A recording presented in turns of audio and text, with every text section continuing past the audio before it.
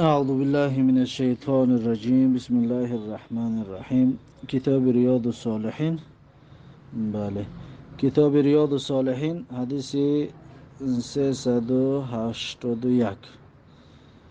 امام نووی در زیر حدیث 381 این حدیث را آورده است که و عن معاذ رضی الله عنه قال، و از معاذ رضی الله عنه روایت است که گفت سمعت رسول الله صلی الله علیه و سلم یقول، شنیدم رسول الله صلی الله علیه و سلم را که می گفت قال الله عز و جل، گفت الله عز و جل. این حدیث قدسی است. الله سبحانه و تعالی گفت المتحابون فی جلالی، یعنی که کسانی که یکدیگر را دوست می‌دارند به خاطر عظمت و بزرگی من. لهم منابر من نور، لهم یعنی که دارند ویها، منابرو یعنی منبرهایی که من نورین، اون منبرها از نور خلق شده است، یعنی منبرهای نورانی دارند. یغبطهم النبیون و شهدا، یغبطهم یعنی تمنا میکنند، آرزو میکنند جایگاه اینها را النبیون و شهدا، پیغمبران و شهیدها تمنا میکنه که میبینن این انسان ها در بالای منبر نورانی هستند. پیغمبرها و شهدا تمنا میکنن، اینجا رو آرزو میکنن. یعنی که دوست داشتن به خاطر الله یا دوستی کردن به خاطر الله چقدر فضیلت بزرگی داشته است، چقدر جایگاه بزرگی داشته است که منبرهای از نور براشون داده میشده است. رواه الترمذی، این حدیث را امام ترمذی روایت کرده است و قال حدیث حسن صحیح، و گفته که حدیث حسن و صحیح است. بعد از این حدیث 382 و عن ابی ادریس الخولانی رحمه الله قال، از ابو ادریس خولانی رحمه الله روایت است که گفت دخلت مسجد دمشق، میگه در اومدم در مسجد دمشق، مسجد دمشق داخل شدم. فاذا فتن براق الثنایا، پس ناگهان میگه دیدم جوانی را که براق الثنایا هست، یعنی که بسیار پرنور است، بسیار نورانی است، بسیار زیبا هست. و اذا الناس معه، ناگهان دیدم میگه مردم را همراهش دیدم، میگه خیلی مردم در اطرافش جمع شده هستند. فاذا اختلفوا فی شیء اسندوه الیه، فاذا اختلفوا، پس هرگاه که اختلاف میکردن همین مردم، فی شیء در یگان چیزی، در بینشون یگان اختلافی با وجود می آمد، اسندوه الیه یعنی باز میگشتن به سوی اون، یعنی مراجعه میکردن به اون، همون انسان دیدگی نورانی که دیده میشه، میگه همه اختلافات به نزد او را میرفتن.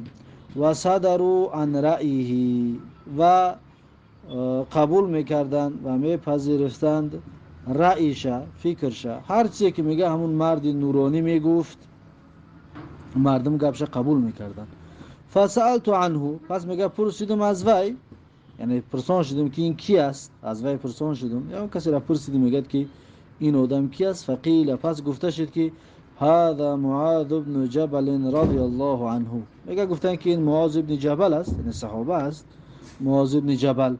فلما كان من الغد، پس زمانی که میگه فردا شد، یعنی فردا روزش، حجرتو، حجرتو یعنی بر وقت آمدم من، حجرتو یعنی بر وقت به مسجد آمده است، میگه حجرت یعنی بر وقت آمدم. فوجدته، پس اون بر وقت آمده، میگه که فوجدته، پس من ولی در مسجد دیدم، قد سبقنی بالتهجیری، واقعا مرا میگه سبقت کرده است با بر وقت آمدن. سبقنی یعنی سبقت کرده است مرا، بالتهجیری یعنی با بر وقت آمدن. ما میگه بر وقت آمدم، او پیش از ما آمده است. و وجدته یصلی، میگه من دیدم وی را که یصلی نماز میگذارد، آمده میگه دیدم که نماز خوانده است. فانتظرته، پس میگه من انتظار شدم تو اینکه نماز خلاص کند. فانتظرته، انتظار شدم. حتی قضا صلاته، تا اینکه ادا کرد نمازش به آخر رسانید. ثم جئته من قبل وجهه، پس میگه آمدم نزدش از طرف رویش، این رفت میگه از طرف پیشش اومدم، رو پروش. فسلمت علیه، پس میگه وی رو من سلام دادم.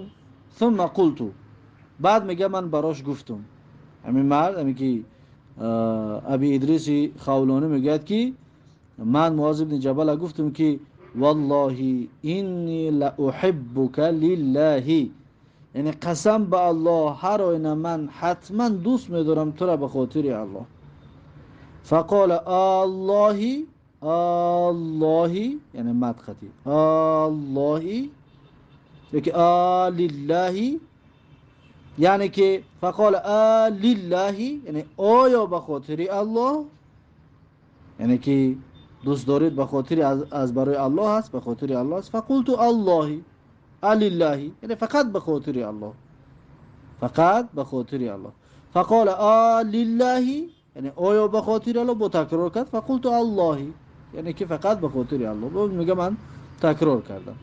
فاخذنی بحبوة ردایی، پس میگه مرا گرفت از یک گوشه لباسم، بحبوة یعنی از یک طرفی، از یک گوشه، از یک پارچه لباسم، ردایی یعنی که لباسم چیزی که در تنم بود، میگه از یک پرش قپید میگه یعنی. فجبذنی الیه، فجبذنی یعنی پس مرا کشید به سویش، یعنی مرا به طرف خودش کشید. فقال ابشر، پس میگه برای ما گفت که مژده باد، یعنی بشارت، یعنی خبر خوش. فإني سمعت رسول الله صلی الله علیه و سلم یقول، پس هر آینه من شنیدم رسول الله صلی الله علیه و سلم را که میگوید قال الله تعالی، گفت الله سبحانه و تعالی وجبت محبتی للمتحابین فیه، یعنی واجب شده است محبت من للمتحابین فیه، از برای کسانی که با یکدیگر دوستی میکنن به خاطر من. یعنی الله گفته است که محبت من واجب است برای کسانی که با یکدیگر دوستی میکنن به خاطر الله. والمتجالسین فیه، همچنین واجب شده از محبت من میگوید برای کسانی که به خاطر من با یکدیگر همنشین میشن. متجالس است یعنی با یکدیگر مینشینند، در مجلس یکدیگر مینشینند. والمتزاورین فیه، همچنین واجب شد محبت من برای کسانی که زیارت میکنن یکدیگر رو به خاطر الله، یکدیگر زیارت میکنن فقط به خاطر الله. والمتبادلین فیه، و همچنین میگه واجب شد محبت من برای کسانی که متبادل هستند به خاطر من، یعنی که بذل و بخشش و از حق گذری میکنن یا صدقات و یاردم و کمک ها میکنن یک دیگر رو فیه به خاطر من. الله سبحانه و تعالی میگه با همه اینها واجب شده است محبت من. حدیث صحیح رواه مالک فی الموطأ باسناد صحیح، حدیث صحیح است، روایت کرده است این حدیث امام مالک در موطأش به اسناد صحیح. این حدیث یعنی همچنین حدیث قدسی است، برای قول الله تعالی، گفت الله سبحانه و تعالی، حدیث قدسی است. بعد از این حدیث 383 وعن ابي كريمة المقداد بن معدي كرب رضي الله عنه عن النبي صلى الله عليه وسلم قال، از ابی کریمه مقداد ابن معدی کریب رضی الله عنه روایت است از پیغمبر صلی الله علیه وسلم که گفت، پیغمبر صلی الله علیه وسلم گفت که اذا احب الرجل اخاه، هرگاهی که دوست بدارد مرد برادرش را، برادر هم ایمان و هم دینش را، فلیخبره انه یحبه، پس باید آگاهش بکند، بس باید خبرش بتید همون برادرش که دوست می‌دارد، انه یحبه، هر آینه وی یحبه دوست می‌دارد وی را، یعنی که از دوست داشتنش برای اون خبر بتید. رواه ابو داود و ترمذی، روایت کرده است این حدیث را ابو داود و ترمذی، و قال حدیث حسن، و گفته است که حدیث حسن هست. حدیث 384 وعن معاذ رضی الله عنه ان رسول الله صلی الله علیه و سلم اخذ بیده، از معاذ رضی الله عنه روایت است هر آینه رسول الله صلی الله علیه و سلم گرفت از دست معاذ. و قال، پس معاذ را گفت که یا معاذ، ای معاذ، والله اینی لاحبک، قسم به الله هر اینا من گفت دوست می‌دارم تو را. ماشاءالله. این پیغمبر صلی الله علیه و سلم معاذ ابن جبل را میگیرد، قسم یاد میکند که اینی لاحبک، هر اینا من حتما دوست می‌دارم تو را. ثم اوصیک یا معاذ، بعد گفت من تو را وصیت میکنم ای معاذ، پس من تو را وصیتت میکنم، لا تدعن فی دبر کل صلاة تقول، ترک نکن بعد از هر نماز بگو اللهم اعنی علی ذکرک و شکرک و حسن عبادتک. یعنی ای بار الها، اللهم ای بار الها، اعنی کمک کن من را، علی ذکرک برای ذکر کردن و یاد کردن و بجا آوردن ذکرت، و شکرک برای شکر و سپاسگوییت که شکر تا بجا بیارم، ای الله مرا یاردم کن، و حسن عبادتک، همچنین ای الله مرا کمک و یاردم کن برای حسن عبادت، یعنی که برای نیکو و خوب انجام دادن عبادت، تا اینکه عبادت را خوب انجام داده توانم. حدیث صحیح رواه ابو داود و النسائی باسناد صحیح. حدیث صحیح است، روایت کرده است این حدیث را ابو داود و النسائی با اسناد صحیح. خب بعد از این حدیث 385،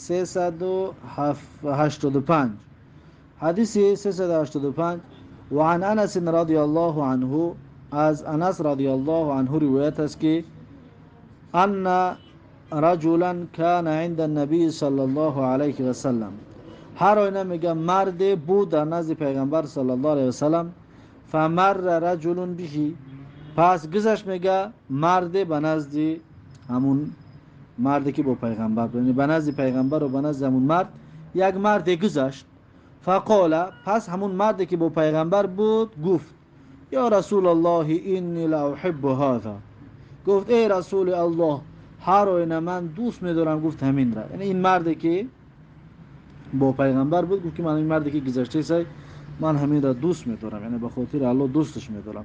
فقال له النبی صلی الله علیه و سلم، پس گفت از برای وی پیغمبر صلی الله علیه و سلم که اعلمته، یعنی آیا خبر کردی وی را، آیا خبرش کردی که یعنی تو دوستش می‌داری؟ قال لا، اون مرد گفت که نه. قال اعلمه، پیغمبر صلی الله علیه و سلم گفت که خبرش کن، آگاهش کن، یعنی براش بگو که دوستش می‌داری. فلحقه، پس ملاقات کرد همین مرد با اون مردی میگذشتگی، اون مردی را که دوست می‌دارد با اون ملاقات کرد. فقال، پس اون مرد گفت که اینی احبک فی الله، هر آینه من دوست می‌دارم تو را به خاطر الله.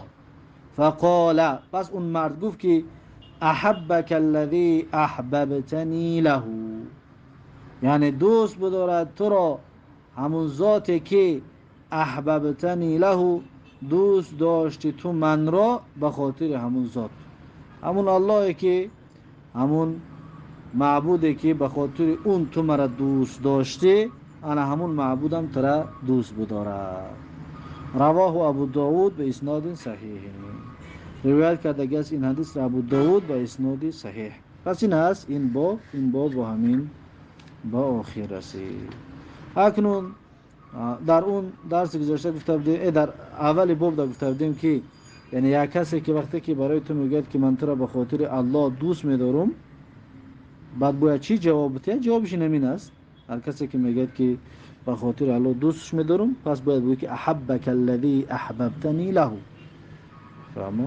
احبک الذی احببتنی له، یعنی دوست بدارد تو را همون ذاتی که دوست داشتی تو من رو به خاطر همون ذات. فهمو؟ این بود درس این روز. بارک الله فیکم.